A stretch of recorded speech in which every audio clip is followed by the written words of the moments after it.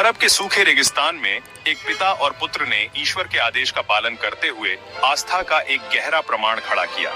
काबा, जिसका अरबी में मतलब होता है घन क्यूब, माना जाता है कि एक ईश्वर की इबादत के लिए बनाया गया पहला घर है।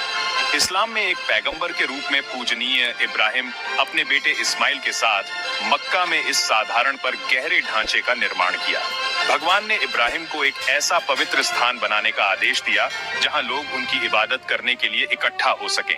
इस घटना ने मक्का को एक पवित्र शहर, आने वाली सदियों के लिए तीर्थयात्रा का स्थान बना दिया। काबा अपनी शुरुआत से ही एकमात्र सच्चे ईश्वर के प्रति एकता और समर्पण का प्रतीक बन गया। इसके निर्माण के बाद काबा की संरक्षकता पीढ़ियों से होती हुई कुरैश कबीले के पास आ गई। उनके पास काबा के रखरखाव और उसकी पवित्रता सुनिश्चित करने की जिम्मेदारी थी। समय के साथ काबा को नुकसान हुआ। पवित्र संरचना को पुनर्स्थापित करने के लिए दृढ़ संकल्प कुरैश ने काबा का पुनर्निर्माण किया। उन्होंने मूल संरचना से बचाए गए सामग्रियों को सावधानी पूर्वक शामिल किया, जिसमें पूजनीय काला पत्थर, ब्लैक स्टोन भी शामिल था, जिसे भगवान का उपहार माना जाता है। कुरैश के प्रयासों ने काबा के प्रति उनके गहरे सम्मान और इसकी पवित्र विरासत को संरक्षित करने की उनकी प्रतिबद्धता को प्रदर्शित किया।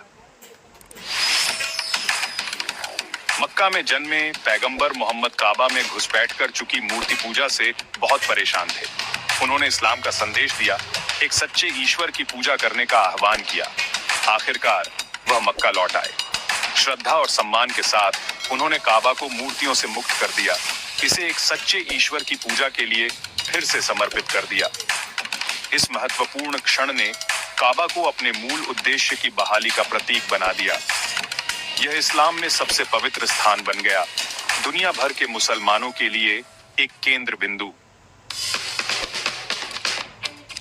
आज काबा इस्लामी आस्था, एकता और ईश्वर के प्रति समर्पण के एक शक्तिशाली प्रतीक के रूप में खड़ा है।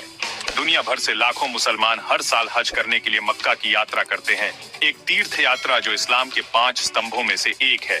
वे काबा की 7 बार परिक्रमा करते हैं, पैगंबर इब्राहिम के कार्यों का अनुकरण करते हैं और अनगिनत पीढ़ियों की प्रार्थनाओं को प्रतिध्वनित करते हैं।